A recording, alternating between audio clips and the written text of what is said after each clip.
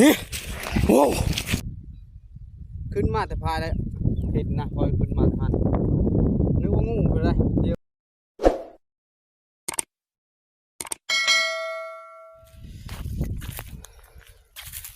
กราบทักทายสบายดีและก็สวัสดี FC ทุกท่านนะที่เข้ามาติดตามและก็รับชมนี่ดีต้อนรับกับสู่ช่องว่าผมมาบ้านนาวันนี้ก็จะเอาไปหาลัดตอนเทงพี่น้องไปติดตามรับชมน้ำเดียวนี่แหละโชคมันไปเลยกันไปเบิ้งพี่น้องเพราะว่าไปได้ถ่ายคลิปแต่หึงแต่นานมันค่าดองเลยพี่น้องเอ้ยมีเวลาไปมันเลิกกระดองบาทแต่มื้อนี้แหละดองนะมื้ออื่นนี่ก็เล่นเดียวไปเลยบาทนี่มื้อนี้นะบ่มีแต่เขาเฮ็ดเคิงมื้อนี้หาเบอร์ตองเบอร์ไตนะแต่ละบอนงานก็ลายขนาดพี่น้องเอ้ยทางอยู่บ้านนี้นั่น2 4 6มีต่ำกว่า10สายเดียวคือเก้าพี่น้องสายเดียวคือเก้าไปหากินผู้เดียวเลาะทงเลาะไทยแต่ว่าเป็นทางไปมานี่แม่ก็เริ่มเมื่อยเก็บท้องแล้วอันนี้มีเงินพาไปห้องหมอเลยพี่น้องเลยหารับหายืมแล้วเอาเฮ่อแห้งใช้ก็จนเฮ็ดเวทนั่นมันก็ไม่ได้แล้วพี่เจ้าเจ็บแอวแล้วพี่น้องเลยเฮ็ดเวทนักไม่ได้แล้วโยบเลยเดี๋ยวนี้คือว่าไม่ได้ไปเชื่อพักผ่อนค่อยนะแอวกระซามมันดีสิมือเจ็บยาก็กินซักกระเพาะทุเลาได้ว่าได้เงินลายสิไปหาโกดอยู่คลินิกไปซ่องเบิ่งนะพี่น้องโกดเบิ่งว่ามันเป็นประเทศนะเฮาห้องหมอบ้านเฮาพัดมันนี้มีเครื่องครบพี่น้องอันเขาเลยห้องหมอครับอยู่แต่เมืองพวกหมอใหญ่พวกนะเงินนี่พี่ตั้มกว่าลักล้านไม่ได้ไปนี่มากระดูชุกเลยพี่น้องเสียดายไปได้ขึ้นป่านะขึ้นป่านี่เอามากระดูไปเชื่อกับนี่สุดยอดเลยแจ่มมันนี่ก็คึมล่มพี่น้องมาทางไม้นะไปอ้อทางหน้าฟางพี่มันละพบพออยู่บ่ต้นสวนเป็นต้นเขากว้างขนาดพี่น้องคนแล้วล่ะ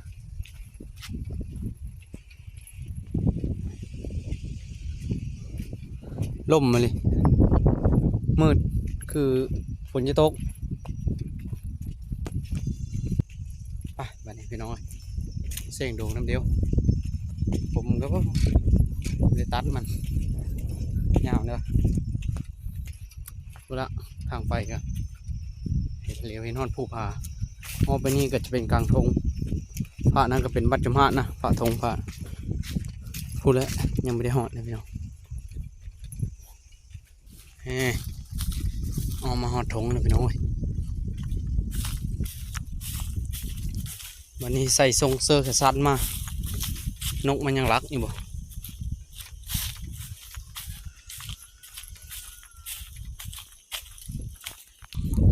นี่ลงมาฮอดมาแล้วก็แห้งลมแห้งจะมีนกหรือบ่เลยลมบูดๆกันนี่ไม่ได้มาตะดนแล้วได้พี่น้องทางนี้มาฮอดทงอะไรพี่น้องมาไม่ได้มาแต่ถึงแล้วจะลงนะบนนี้นะเส้นทางเลิกไปทางเลิกรถ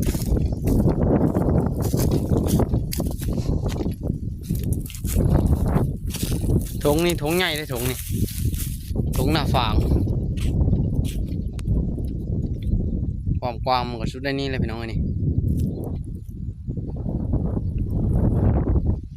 ลงจอดนะผมอยู่ผมก็จะมีทางเลยคอยกระเลาะไปเชิงนี้ละมันมีโหยพี่น้องมันมีโหยเลาะลงผมโหยหอยจะโหยไปแล้วขอนะเลาะไปนี่แหละชื้อๆนี่ละว้าติดต่อพี่น้องคอยมาเมื่อนั้นบีเห็นมาวันนี้ประเทศ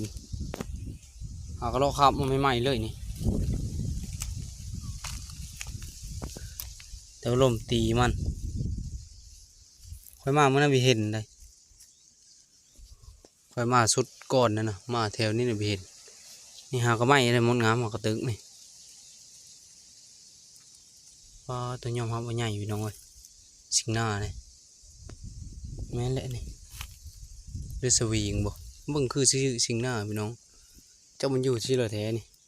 โคตรมาในนี้เลยนี่หลอดพื้นเลยเนาะอันนี้ก็หลอดพื้นหญ้าไปเอาไหนพวกใหญ่เลยพี่น้องเอ้ยจะมาอยู่บนเรือแท้ได้ว่าตัวพอตอนมันเลาะเด้พี่น้องเอ้ยเดี๋ยวมันเข้ามาอยู่หูนี่บ่นี่หูนี่พี่น้องเอ้ยเนาะบอกมันเราทราบกับพระนั้นแหละ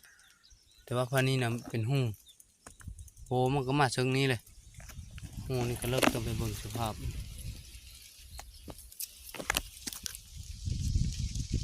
ขึ้นมาซุ่มอยู่ก็มามองแล้วเบิ่งพี่น้อง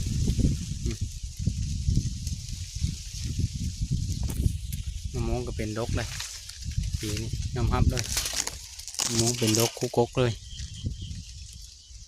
เบิ่งนะแต่ละกว้าตัวยอมรับเลยพี่น้องได้กินแค่ปีนี้นะตอนนี้ก็กำลังซุ่มเบิ่งอยู่พี่น้องถ้าเบิ่งนี่แหละได้ยินพอได้แต่ว่าเห็นมันบินขึ้นนะอยู่ทางเหนือจักเพียวพี่ตองมันพี่น้องแต่ว่ามันไม่ยอมบินลงมาทางเตอร์ไปนะมันบินขึ้นแต่เนอพวกเรามันบินขึ้นเนอพวกเล็กน้อยจะเป็นเลือดเยอะมันบินเป็นหมู่ขึ้นเฉยว้าตัวยอมรับเลยมันลายอยู่นกกระยางนี่นั่งไปนั่งมากเห็นเลยพี่น้อง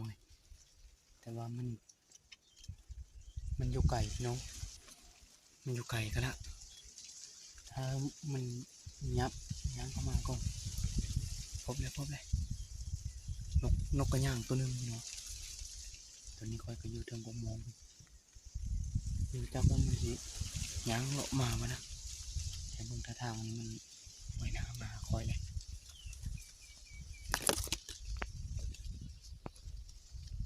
อยู่บนเลยคือน้อยแต่ว่าคอยมีกาเพราะมันแปลนนะเพราะว่ายามมันเห็นตอนนี้มันก็หากินเลาะมาหาคอยอยู่พี่น้องเอ้ยแล้วผ่าพายพนั้นเลยพี่น้องน้องคืออยู่เห็นเนาะมันอยู่ไก่พี่น้อง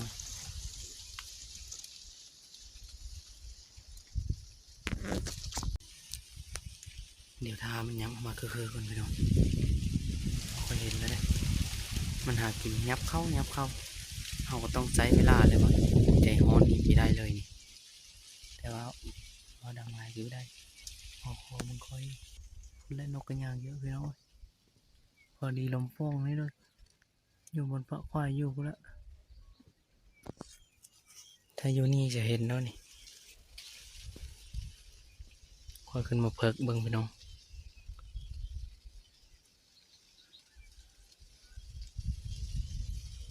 เห็นมันลงมาตัวเดียวเลยตอนนี้มันกำลังย่างมาอยู่พี่น้องหากินแล้วมาอยู่เอาใจขอกำลังใจเนี่ยพี่น้องขอกำลังใจแน่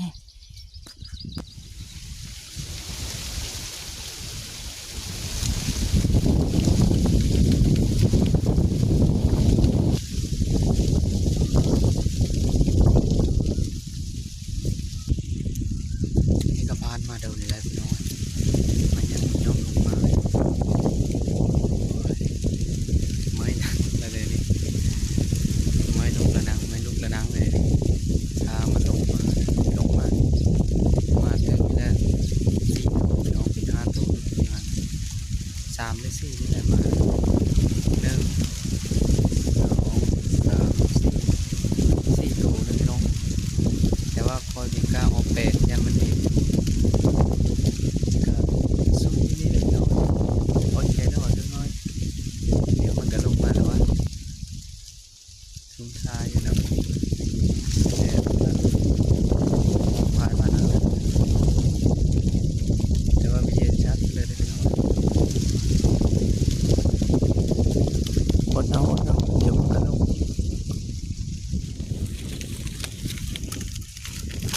พี่น้องเอ้ยจับเร็วไปเยาะมันบินขึ้นแล้วนะเดี๋ยวค่อยสิมอยไปเบิ่งว่ามันยังมีอยู่บ่บินขึ้นแล้วกินนี่2 ตัว 3 ตัวแล้วขึ้นบินไปแล้วเอาโก้อุตส่าห์เฝ้าแต่หึงเรียกว่ามันสิมาแท้จริงมันบินขึ้นชอบไปเบิ่งพี่น้องเอ้ยมันยังมีอยู่บ่นะ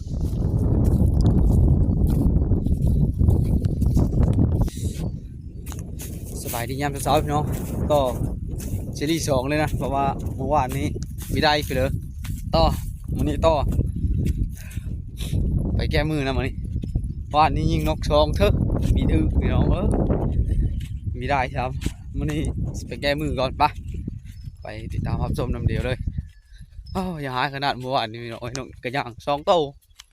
ยิงมีได้ยิงคือว่า แน่แล้วมันเส้นเพราะว่าลมพัดเนี่ยอิงเชื่อไหม ลมพัดกำลังเอาไปได้เหมือนนี้กะแต่เป็นกำลังทมขึ้นเมื่อเช้าพอดีแล้วเบิ่งนก ยิงโมงเลยนะมันเฮากินมาไหมไปนี่กับเบอร์สวายกำลังเอาไปอยู่นี่เสียดายนะเมื่อวานนี้วันนี้ก็ลมหนาวอีกเลยพี่น้องเอ้ยมีพักแนวนึงแล้วลมหนาวเข้ามาแล้วแต่ก็ดีนิดนึงหนาวนอนรับสบายนี่คือฮอนนี่ปู้นอนเนี้ยพี่น้องเอ้ยนี่มีพัดลมนั่นมีพัดลมเป่าคือละบ่เย็น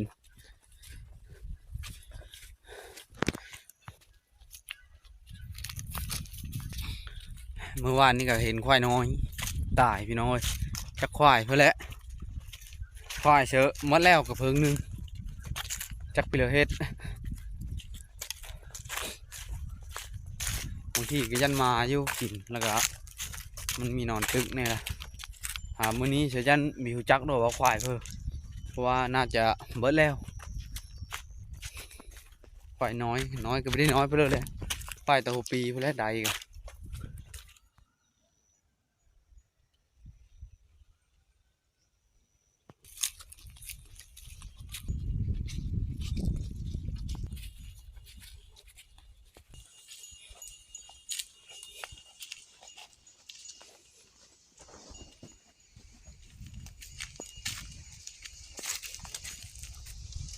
มืดกึบมือฟ้าพี่น้องเอ้ย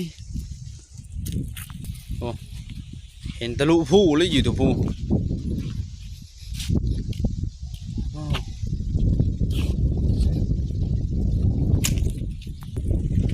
มาลุ้นน้ำพลอยวันนี้ว่าคอยเราได้ไปเลยนะเสาร์นี้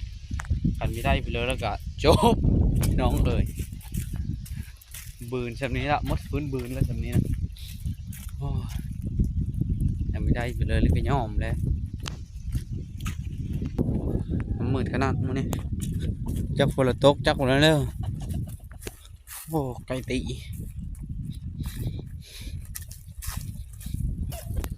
เหลวทั้งเลิกกับเห็นเลยนะเมืองฟ้านะเห็นแต่ก้อนขี้เมฆนี่เลยออกมาแล้วก็บินขึ้นพอหลุดพี่น้องเอ้ยวิได้ช่ำเมื่อกี้นี่กำลังยกเซอร์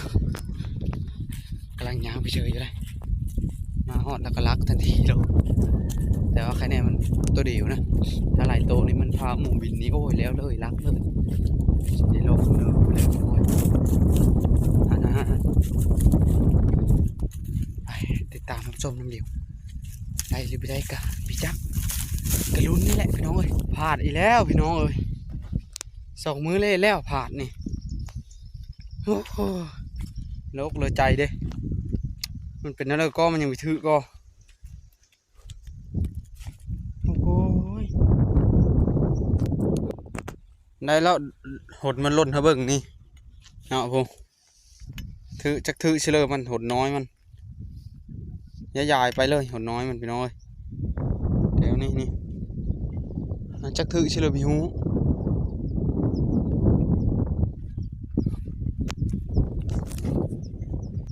ผ่านนี่ก็พาดมันนี่ก็พาดเบี้ยได้ในบ่เด้เนาะพี่น้องเนาะ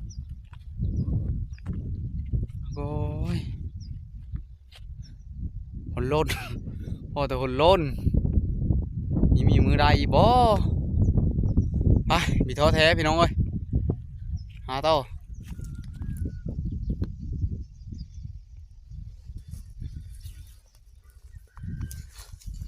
ทุกคนนี่โอ้ของแท้โอ้โหโอ้โห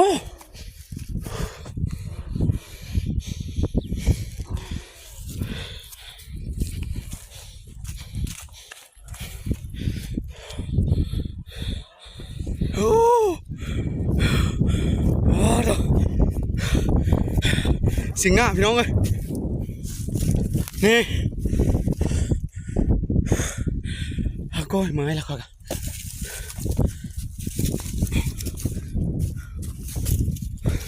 ขอเอาก็ได้พี่น้องเอ้ยเมื่อวานนี้พอทราบพี่น้อง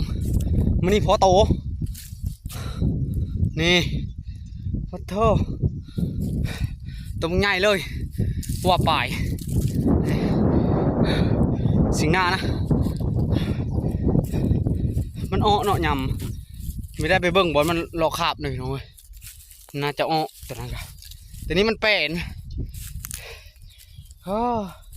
มาเลยพี่น้องมาหานกได้งูกะสิงหน้าย่างดีเลยโอ้มึงเนี่ยมันหัดเลยนะหัดคักขนาดเลยมาเลยพี่น้องน้องตัวผู้ไม่ได้ชนน้ำนกย่างเลยนี่พี่น้องตัวใหญ่ได้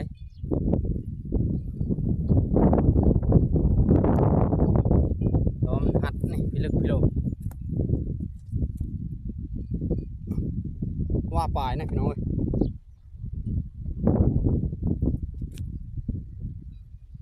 ขึ้นมาแต่พายเลยเห็นนะคอยขึ้นมาทันนึกว่างูไปเลยเดียวมากแต่ไกลเลยแม่งูสิงหน้าไล่จับเลย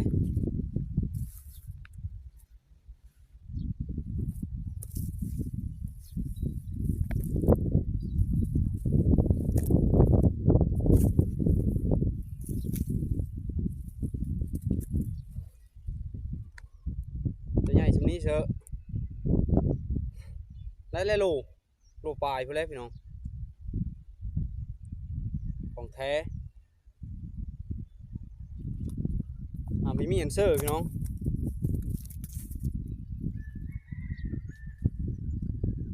โลปลายตัวใหญ่เติมนี่นึกว่าบีได้นะพี่น้องไอ้ไหลแลนแต่พูดละโถมันแถวนี้นะค่อยก็จนเส้นหมดเลย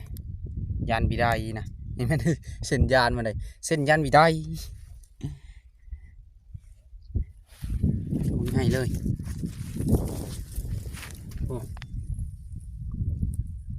แลนไหลป้าตัวไม่ได้ว่าย่อยได้พี่น้องเลย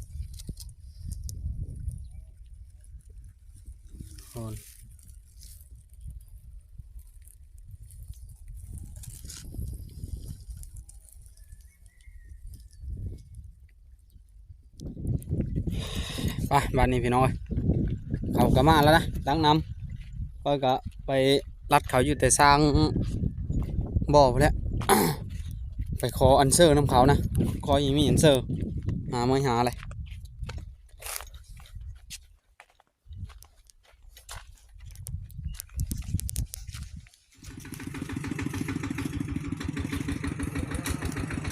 กำลังเอามานะ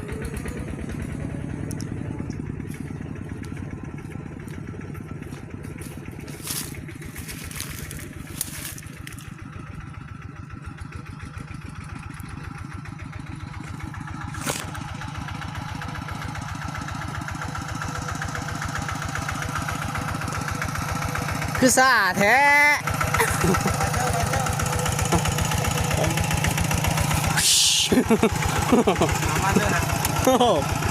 โอเคมีอันเซอร์ป่ะ